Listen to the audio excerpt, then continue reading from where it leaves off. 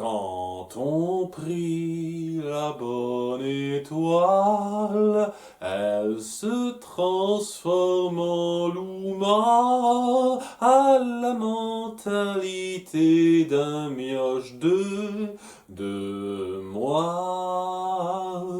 Quand on prie de tout son cœur, on crée une boule d'énergie qui résout vos problèmes comme dans la vraie vie. Je vais pas faire mieux que ça, je pense.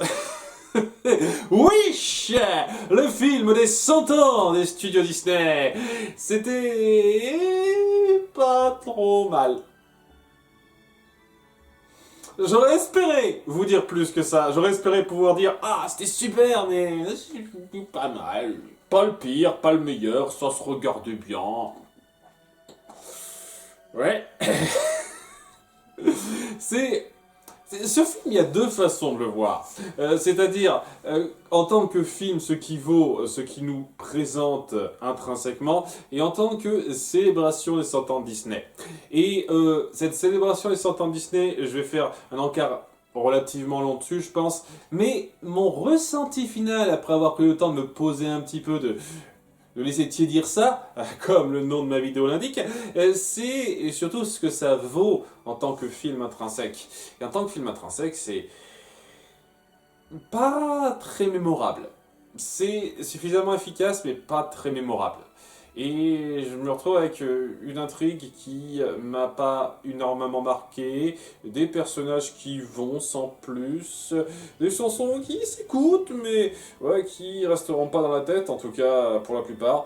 Il y en a deux qui m'ont un tout petit peu impacté, dont je me souviendrai peut-être un tout petit peu, mais au-delà de ça, ça sera tout. Et tout ceci, au final, donne quelque chose qui va pas rester grandement gravé. C'est dommage, c'est franchement dommage parce que je pense qu'avec ce concept que vous créez, réunissant à beaucoup de choses dont on parlera un peu plus tard, c'est pas trop mal. Bon, je vous fais un petit peu le résumé rapide. Nous vivons dans Rosas, une cité un peu idyllique au premier abord, où un roi au premier abord bienveillant a un peu géré le vœu intérieur des gens, parce que tout le monde a un vœu unique intérieur, pas plusieurs, c'est le truc, il faut accepter, afin de créer une sorte de paix. Voilà, je garde vos vœux précieusement et de temps en temps je les exauce, c'est ce côté magique, un peu TGCM qu'on accepte majoritairement. Et très vite, notre héroïne qui s'appelle Asha va se rendre compte que ses désirs sont mus par quelque chose de moins bienveillant que ça en a l'air au départ. Et ça va être un petit peu l'escalade lorsqu'elle va faire un grand vœu super sincère qui va amener une étoile magique vraiment facétieuse, genre elle vient de naître, c'est un bébé. Hein. Je pense que c'est la logique par rapport à son comportement, sinon c'est pas très logique pour moi. Et ouais, ça va être un petit peu l'aventure pour mettre un terme à cette tyrannie déguisée, hein, entre guillemets, enfin, tyrannie, façon de parler, j'en parlais de ça. Et ça va. Je vais me dire, je vais pas avoir énormément de choses à dire sur la plupart des choses, tellement c'est passé sans laisser de grandes marques, quoi. L'héroïne, c'est la fille rêveuse typique qui essaye de s'affirmer parce qu'elle a des idéaux et ça va. Je trouve pas que dans ce cadre, elle se démarque plus par rapport à pas mal d'autres princesses avant elle, mais c'est pour une princesse Disney, même si c'est pas vraiment une princesse Disney, parce que d'un point de vue technique, elle a rien d'une princesse, mais bon, c'est un détail. Elle, ça va, elle est sympatoche, mais elle va pas marquer. La plupart des personnages de soutien vont pas vous marquer grandement, quoi. Son lien avec sa famille, ses 7 amis qui l'accompagnent, la reine et le roi, ça va, il y a rien de mal chez ces personnages, mais il n'y a rien qui me ferait dire waouh, ça va rester gravé là. Hein. c'est un peu le truc. Alors, bon, le roi, je vais faire un petit un petit hiatus là-dessus parce que il est un peu plus marquant que le reste. Il a un petit côté grandiloquent qui passe, puis à un certain moment qui le rend un peu amusant, même si on est loin des grands méchants vraiment grandiloquents qui vous marquent bien. Mais ouais, les personnages, c'est pas extra non plus.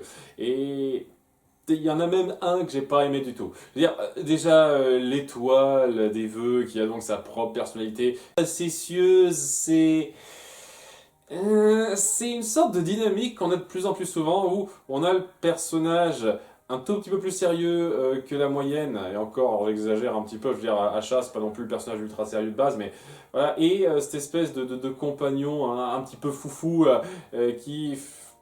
avec lequel elle s'attache et qui représente quelque chose pour elle, je trouve pas ça sensationnel en soi et je trouve que ça renvoie pas à quelque chose de particulièrement spécial dans ce cas-là, quoi, puisqu'on a vraiment un bébé dans l'âme, quoi.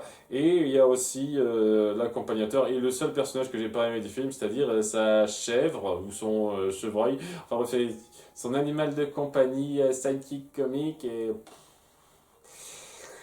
ouais, lourd, quoi. C'était le personnage qui était fourré là juste pour faire du gag. Il y a deux, trois moments où on essaye de forcer des passages où il aide un tout petit peu à faire en sorte que nos héros avancent, mais en toute sincérité, on aurait pu faire deux, trois changements dans la mise en scène et ça aurait rien apporté, quoi. On aurait pu faire sans lui. Lourd. Vraiment, on aurait pu s'en passer largement. J'ai le sentiment que vous l'avez incorporé pour aller un petit peu dans la thématique de ce film qui est à moitié bien incorporé, j'en parlerai à la fin. Et au-delà de ça, il reste que le méchant, comme je l'ai dit, qui est un peu marquant parce qu'il a un peu de personnalité. Néanmoins, j'ai un problème assez important avec le personnage, dans le sens où je trouve que vous n'allez pas assez dans un sens ou dans l'autre.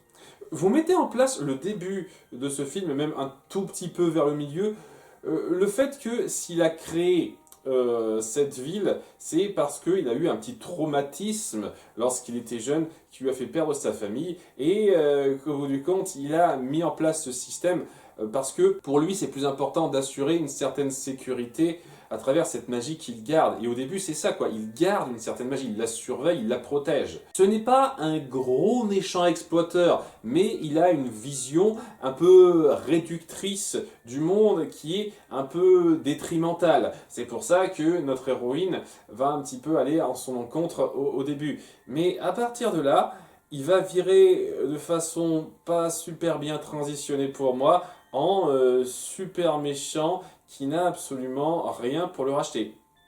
Et avec des effets de transition beaucoup trop rapides, quoi. Il y a certaines décisions, tu te dis pourquoi ça suffit à ce qu'il aille aussi loin. C'est un peu ridicule. Et j'ai le sentiment que vous n'avez pas su vous mettre d'accord sur comment traiter le personnage. Est-ce que ça doit être un antagoniste un peu tragique sur les bords ou juste le gros méchant qui se la pète, qui en fait des caisses comme on les aimait bien avant et vous auriez dû vous décider de façon claire parce que le fait d'avoir créé cette espèce de passif un peu tragique autour du personnage et ce désir de bien faire au départ, ça se noie totalement dans son comportement complètement je m'en foutiste, m'as-tu vu, qu'on voit par la suite. Et ce comportement de grand méchant sans vergogne, il est un peu fun, mais il n'a pas autant de poids que si c'était à fond là-dedans. Surtout que c'est rabaissé, un petit peu amoindri, alourdi par ce que vous mettez en place au début qui donne pas cette impression à ce stade. Et je trouve que vous n'avez pas su bien gérer ça. Il fallait partir dans un sens ou dans un autre. Dans un sens, la seconde voie était peut-être la plus logique si vous vouliez partir dans votre approche de référence, on va en parler de ça, mais je trouve que vous avez eu le cul entre deux chaises et c'est pas bien passé ça. C'est dommage parce que il avait le potentiel d'être vraiment marquant ce méchant-là si vous l'aviez mieux géré. Il est bien doublé, je tiens à le dire. Il y a trois doublages de stars, le reste c'est tout à fait correct. J'ai pas grand chose à dire sur le doublage, il se débrouille tout à fait correctement, les comédiens de doublage moins célèbres. Mais les trois comédiens célèbres, Isabella Gianni, c'est pas sa première fois et elle est parfaite, naturelle. Lambert Wilson en méchant roi fait bien le taf, même si pour le chant on a dû faire un peu d'autotune. Alors je ne sais pas si ça se fait également pour la VO, c'est Chris Pine, il me semble qu'il le fait en VO, et je ne sais pas si c'est un grand chanteur ou pas, mais voilà, il y a un passage où on part dans l'autotune et... voilà, au-delà de ça, il fait bien le taf. Et puis il y a Gérard Darmon en piquette et je pense que le problème vient majoritairement du texte nul à chier autour du personnage, mais oui, bon, juste pour dire, ce personnage casse pas la baraque, c'est pas le pire dans le genre sidekick animal chiant que Disney ait fait. Mais voilà, c'est la formule qu'on aime bien répéter et dont je me serais passé. Donc, ouais, Gérard Darmon est pas inspiré, ses gags passent pas et voilà, déjà qu'ils sont pas bien écrits, il est pas dedans et ça rend pas bien. Voilà. Donc, ouais, le Star Talent, c'est 2/3 du temps bien fait, donc ok, j'ai plus réussi que raté.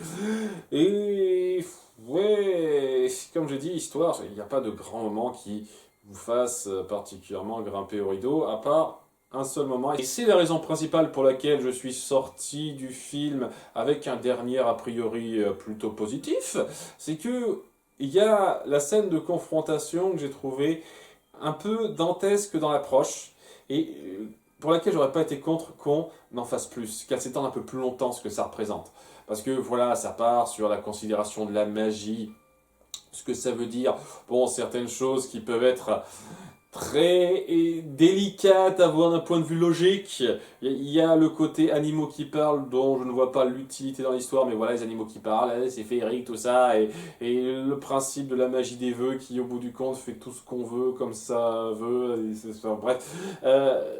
Cette approche de la magie qui repose sur la volonté des gens, de ceux qui sont prêts à afficher ce qu'ils ressentent, ce pourquoi ils se battent, j'ai bien aimé ça. J'aurais pas été contre qu'on fasse plus, qu'on étende plus ce moment-là et que ça devienne plus épique que ça a été. Mais j'ai bien aimé ça. Donc ouais, la fin était assez épique dans cette approche-là, et ça partait sur une fin un peu douce amère. Et la raison pour laquelle cette dernière impression a été aussi bonne pour moi, c'est que voilà, ce film est clairement une avalanche de références à Disney, à l'animation Disney comme on l'a connue depuis 1937. Et c'est la seconde approche dont il faut que je parle. En tant que film en soi, intrinsèquement, c'est tout juste pas mal. À peine pas mal, quoi. C'est pas quelque chose qui va rester marquant. Mais j'en ressors néanmoins suffisamment satisfait parce que l'approche célébration des 100 ans et tout ce à quoi on veut rendre hommage, c'était assez émerveillant pour quelqu'un qui a suivi Disney aussi longtemps comme moi. Il y a énormément de références, plus ou moins directes, à énormément de créations Disney. Il n'y a pas Libéré, délivré, ça ne se chante pas.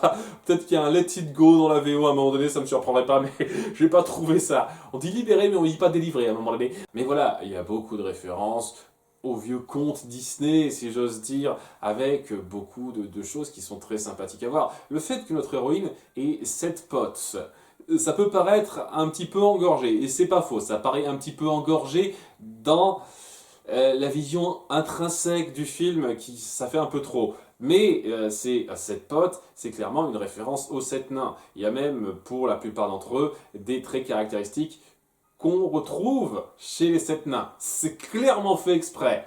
Par exemple, la bonne étoile, évidemment, c'est une référence à la chanson iconique de Disney, cette bonne étoile qui prend vie. Et oui, je me suis un peu moqué de ça, mais le design Luma, j'ai envie de dire, Mario n'a pas inventé ça. Et comment vous voulez représenter une étoile qui prend vie et qui a un aspect un peu joueur. Il n'y a pas des masses de façons de faire ça, donc je laisse passer sans trop de problèmes.